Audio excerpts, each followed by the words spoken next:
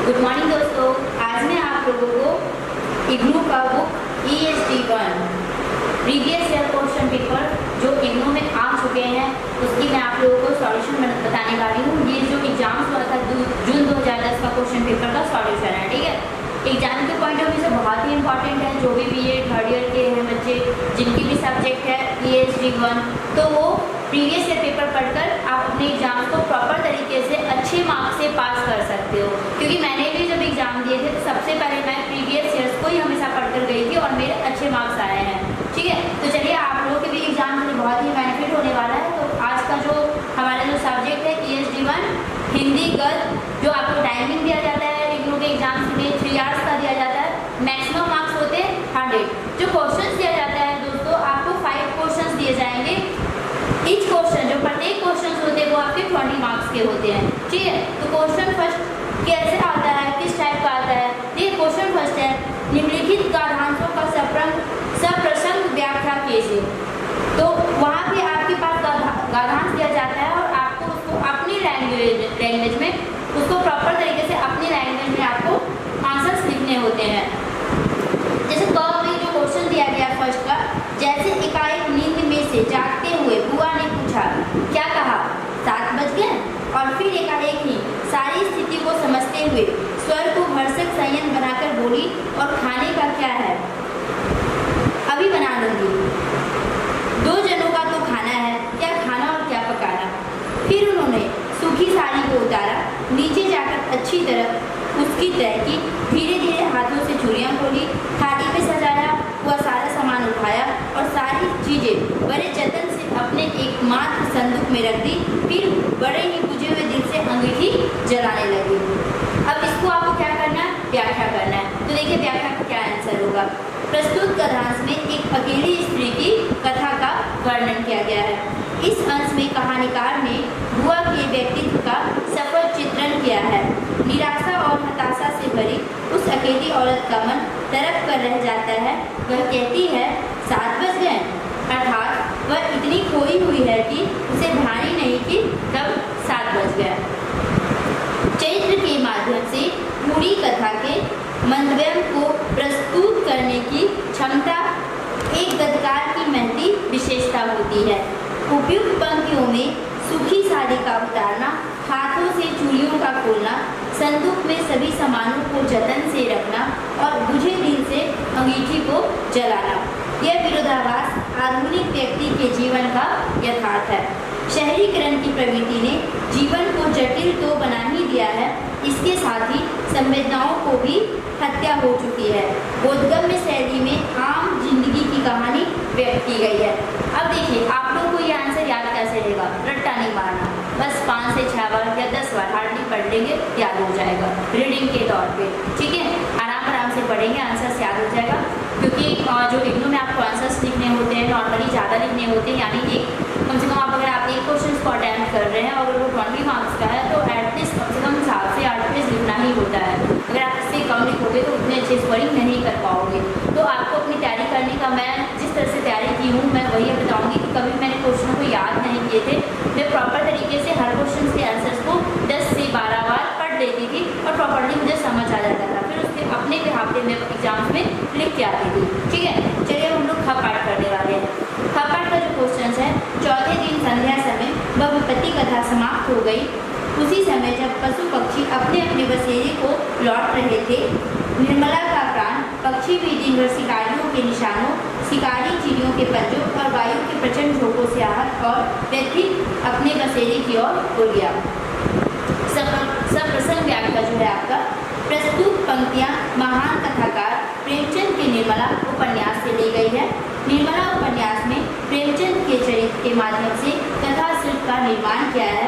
प्रेमचंद के इस उपन्यास में निर्मला के पिता की मृत्यु के पश्चात दहेज के अभाव में पूर्व निर्धारित संबंध के टूट जाने से एक बुढ़े व्यक्ति से विवाह करना पड़ता है। अतः निर्मला की कहानी में दहेज प्रथा, स्त्रियों पर अत्याचार, शहरी वातावरण और दोषों को अभिव्यक्त किया गया है। निर्मला की मृत्यु इस कथा के संपूर्ण घटनाक्रम का मोड़ है। निर्मला की कथा सुनने वाला कोई नहीं था, वह तड़प रही थी।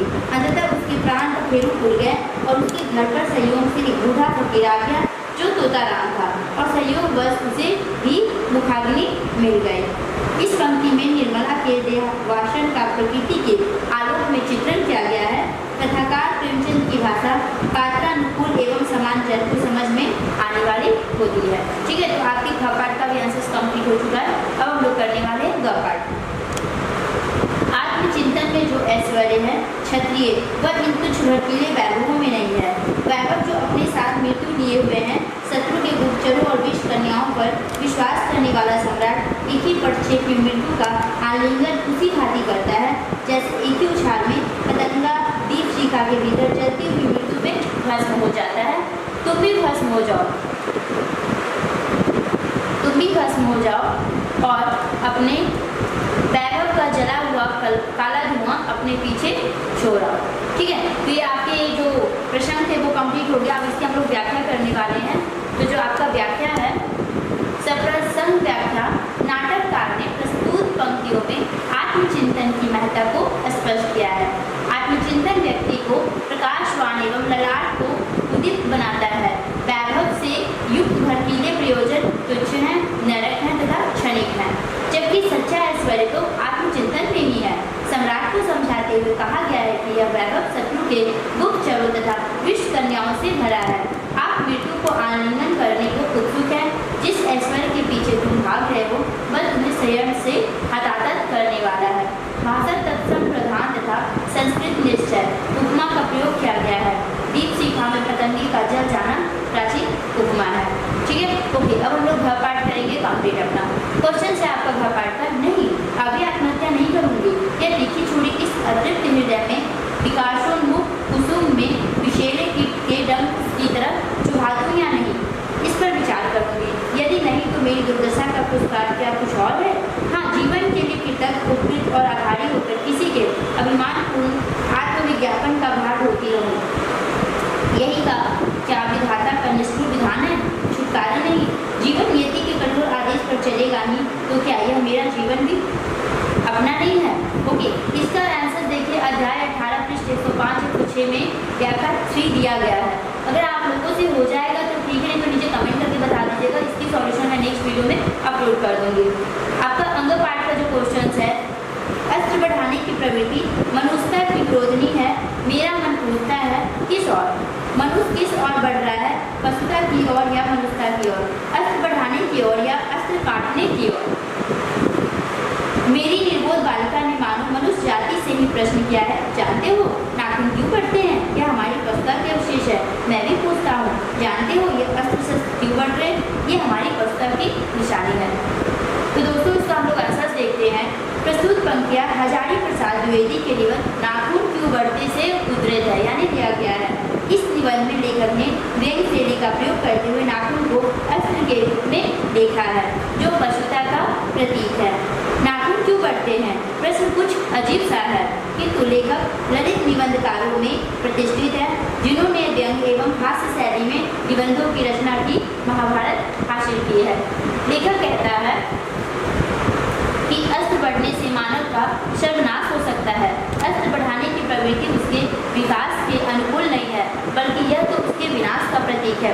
पशुता का प्रतीक यह नाखून अस्त्र शास्त्रों की होड़ ने मनुष्य को परमाणु युग में पहुंचा तो दिया, किंतु असुरक्षा और खतरे भी सबसे अधिक है।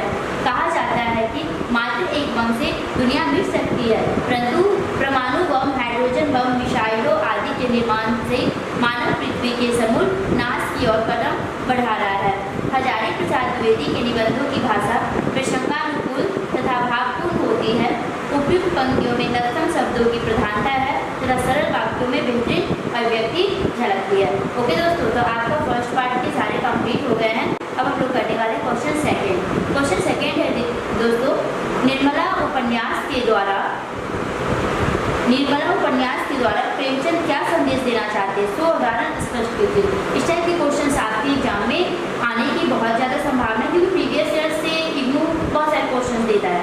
बेस वही रहेगा, थोड़ा बहुत इधर उधर हो सकता है, लेकिन काफ़ी ज़्यादा क्वेश्चन सेम आते हैं। ठीक है, तो देखिए इसका जो आंसर है अध्याय 10 पृष्ठ 68 से 69 और प्रश्न संख्या 9 है आपके। अगर आप कर लेंगे सॉल्यूशन तो वेल एंड गुड, अगर नहीं हो पाता है कि नहीं से तो आप कमेंट कर दीजिए। चलिए क्वेश्चन थर्ड देखिए किस टाइप का आता है। उसने कहा था कहानी की कथा वस्तु का सार प्रस्तुत कीजिए। ठीक है, ये भी आपका अध्याय 4 में है, अध्याय 4 से लिया गया पृष्ठ 27। ओके, प्रश्न 1। क्वेश्चन 4 है ध्रुव स्वामिनी नाटक के आधार पर ध्रुव स्वामिनी का चरित्र चित्रण कीजिए। इसका आंसर है जयशंकर प्रसाद के नाटक ध्रुव स्वामिनी का केंद्रीय पात्र ध्रुव स्वामिनी अर्थात ध्रुव देवी है। नाटक के आरंभ से लेकर अंत तक समस्त कार्य व्यापार मूल रूप से उसी से संबंधित है। नाटक के अन्य पात्र भी उसके व्यक्तित्व को भली भांति समझने में सहायता देने के लिए है। आरंभ से ही वह विरोधी परिस्थितियों से जूझते हुए दृष्टिगत होती है। भीतर और बाहर के दोहरे संघर्ष से टकराकर वह कभी भीतर से टूटती हुई तो कभी अनुकूल परिस्थितियों की आशा में संभलती हुई दिखाई पड़ती है। रामगुप्त का व्यवहार उसके अतः संघर्ष को एक असह्य विश्वता में बदल देता है। उपेक्षित और अपमानित स्थिति में वह अपने आप को बंदरी महसूस करती है। वही न जो मुझे बंदरी बनाने के लिए गए थे। यह तो मैं जानती हूँ कि इस राजकुल के अंतःपुर में ही मेरे लिए न जाने कब से निरंतर अपमान संचित रहा, जो आते ही मुझे मिला। किंतु इस अपमान और उपेक्षा को चुपचाप सहते जाने की मध्यगीन प्रवृत्ति ध्रुव स्वामिनी में नहीं है। वह अपनी वेदना और आक्रोश को लगातार प्रकट करती है। इसके और जो आंसर्स हैं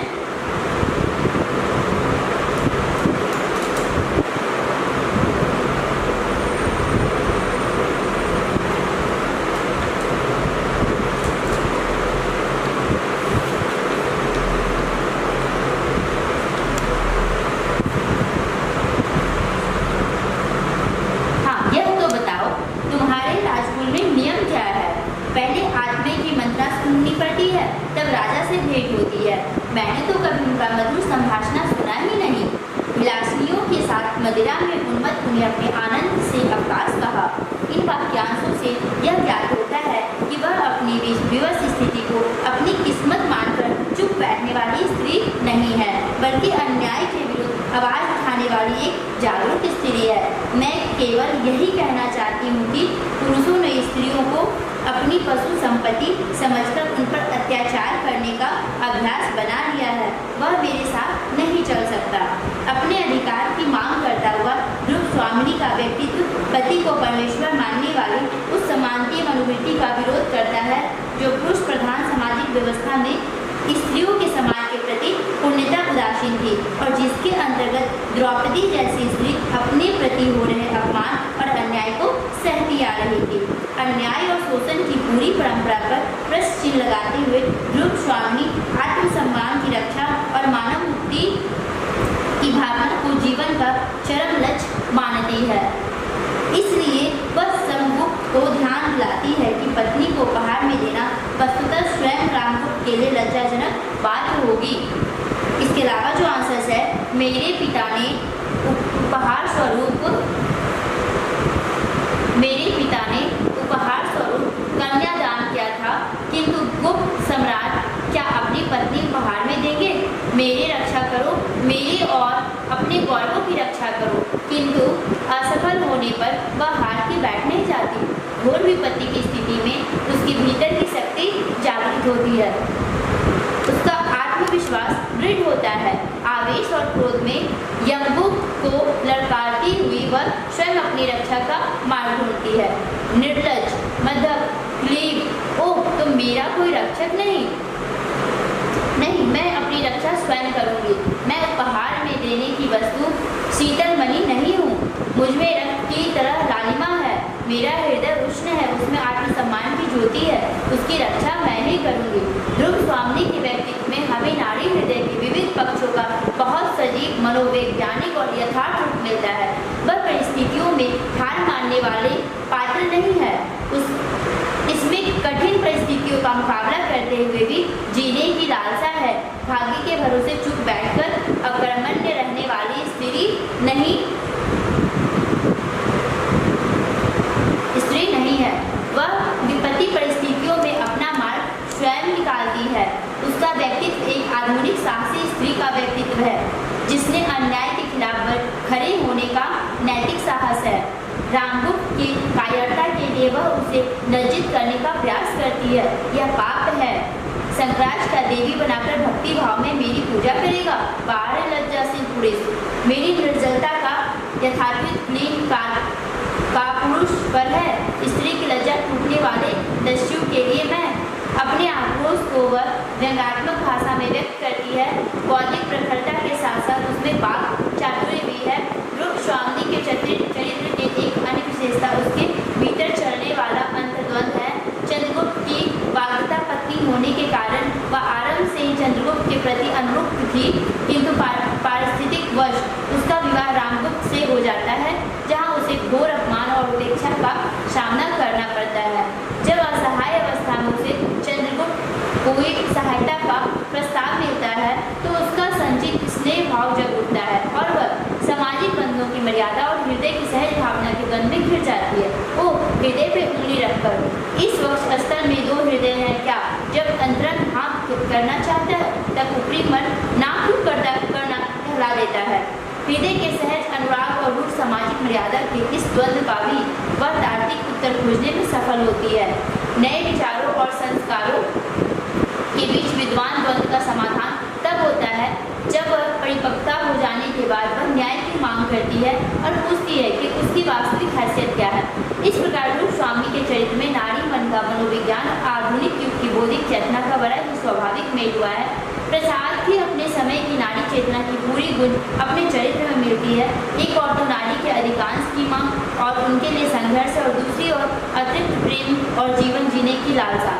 स्वच्छतावादी युग की सभी विशेषताएं उसके चरित्र में अपने प्रखर वेग के साथ स्तंभित होती है। रूढ़ियों से टकराती हुई वह मुक्ति के लिए संघर्ष करती है और अपना रास्ता स्वयं बनाती है। उसका व्यक्तित्व समानता भेदभाव की प्रवृत्ति के विरुद्ध खड़ा है। वस्तुतः रूपस्वामी मध्ययुगीन नारी की अपेक्षा आधुनिक नारी का प्रतिनिधित्व अधिक करती है, जिसमें बुद्धि और हृदय का विशिष्ट संतुलन दिखाई पड़ता है। ओके दोस्तों, तो ये आपका क्वेश्चन 4 का आंसर था। ठीक है, अब हम लोग पढ़ने वाले क्वेश्चन 5। गिरती दीवारें एकांकी नाटक की विशेषताओं का उल्लेख कीजिए। देखिए, इसका आंसर इसमें मेंशन नहीं है। अध्याय 16 यानी लेसन 16 का क्वेश्चन है। पृष्ठ है 95-96 और प्रश्न 3 है। पृष्ठ 97 का प्रश्न 4 में भी मेंशन है। तो ओके दोस्तों, अगर कोई प्रॉब्लम आता है तो आप लोग कमेंट कर दीजिएगा। मैं सॉल्यूशन नेक्स्ट वीडियो में आप लोग के लिए अपलोड कर दूँगी आंसर के साथ। ठीक है, चलिए अब हम लोग क्वेश्चन 6 पढ़ने वाले हैं। क्वेश्चन 6 है दोस्तों, मित्रता के आधार पर रामचंद्र शुक्ल के निबंधों की विशेषता बताइए। क्वेश्चन क्या है? क्वेश्चन है आपके मित्रता के आधार पर रामचंद्र शुक्ल के निबंधों की विशेषता बताइए। देखिए, ये जो आपका लिया गया चैप्टर 21 से पृष्ठ 123-124 प्रश्न नंबर 1। ओके, और इसकी देखिए विशेषताएं क्या दिया गया? लाक्षणिक प्रयोग, सेकेंड है मित्रता का आत्मशिक्षण, थर्ड है भाषा से तत्सम शब्दावली और फोर्थ है विचारात्मक विश्लेषणात्मक शैली। ओके, अब हम लोग करेंगे क्वेश्चन 7। हिंदी नाटक परंपरा का उल्लेख करते हुए जयशंकर प्रसाद के नाटकों का महत्व बताइए। हिंदी परंपरा का आरंभ मूल रूप से भारतेंदु हरिश्चंद्र से माना जा सकता है। हालांकि उनके पहले भी नाटकों की रचना होती रही है, अतः हिंदी नाटकों में भारतेंदु के पहले हनुमानाशक को प्रधानता दी जाती है। काल विभाजन के रूप में नाटकों का विकास परंपरा को इस प्रकार देखा जा सकता है। आपका जो आंसर है भारतेंदु युग, प्रसाद युग, प्रसादोत्तर युग, समकालीन नाटक। प्रसाद युग में जयशंकर प्रसाद के नाटकों की विशेषताएं हैं। फर्स्ट पार्ट है आपका ऐतिहासिकता, सांस्कृतिक एवं गौरव गाथा, आधुनिक समस्याओं को उठाना,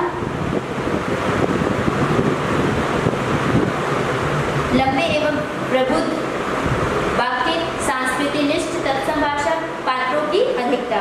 ओके, एंड 7th पार्ट का जो आंसर है वो है आपके भारतीय एवं पाश्चात्य शैली का सम्मिश्रण, मंच प्रस्तुत के लिए थोड़ी काट छाट के बाद अभिनय। एंड आपका जो 8 क्वेश्चन है दोस्तों, भारतेंदु युगिनी हिंदी गद्य के विकास पर प्रकाश डालिए। देखिए, ये है आपका अध्याय 1 पृष्ठ 2 प्रश्न संख्या 1। भारतेंदु युग में आपको आंसर्स मिल जाएंगे। इनमें कोई प्रॉब्लम्स होता है तो आप लोग कमेंट कर दीजिएगा। मैं डेफिनेटली आप लोग के लिए नेक्स्ट वीडियो में सबका आंसर अपलोड कर दूँगी। ठीक है, क्वेश्चन नंबर 9 है। निम्नलिखित में से किन्हीं 2 पर संक्षिप्त टिप्पणी लिखना है। प्रेमचंद के उपन्यास, इसका भी आंसर आपको अध्याय 9 में मिलने वाला है। पृष्ठ नंबर 51-52 एंड प्रश्न आपका वर्णन। जो बी पार्ट है आपका कहानी और उपन्यास में अंतर। जो इसके स्टूडेंट्स जो इसका जो आपको आंसर मिलने वाला है चैप्टर 2 में 14 to 15 कहानी और उपन्यास में जो अंतर है वो नीचे गिवन भी है। कहानी क्या होता है? कहानी जीवन के किसी एक पक्ष की घटना पर आधारित होती है, जबकि उपन्यास जो होता है वो जीवन के एक बृहद एवं संपूर्ण कथा स्तर होता है। सेकेंड, कहानी छोटी तथा संक्षिप्त होती है, जबकि उपन्यास बड़ा तथा विस्तृत होता है। थर्ड पार्ट, कहानी में पात्रों की संख्या कम होती है, जबकि उपन्यास में यह संख्या अधिक होती है। तो ये आपके डिफरेंस है कहानी और उपन्यास में। आकाशदीप की भाषा शैली के बारे में आपको लिखना है। इसके ये जो चैप्टर 6 से लिया गया है, पृष्ठ 43, प्रश्न संख्या 6। और इसका जो डी पार्ट है दोस्तों वो है राम का मुकुट भीग रहा है का प्रतिपाद। तो ये किसमें है? अध्याय 24, पृष्ठ 134, 135, प्रश्न संख्या 2। ग्रीक की हड्डी में व्यंग, ये आपका अध्याय 13 में आपको मिल जाएगा, पृष्ठ 84 और प्रश्न 7। ठीक है, तो दोस्तों ये आपका 2010 का मैंने प्रीवियस ईयर के क्वेश्चन सॉल्व कराए हैं। जो भी इग्नू के बच्चे हैं और उनका जो सब्जेक्ट आपका है ESD1, तो ये प्रीवियस ईयर का पेपर है। इसे आप पढ़ते जाएंगे तो एग्जाम में बहुत ही बेहतर आपके स्कोर आने वाले हैं, क्योंकि मैंने भी इस तरह से पढ़ के अपने एग्जाम्स क्लियर किए थे और मेरे जो स्कोर थे वो 90+ थे। ठीक है,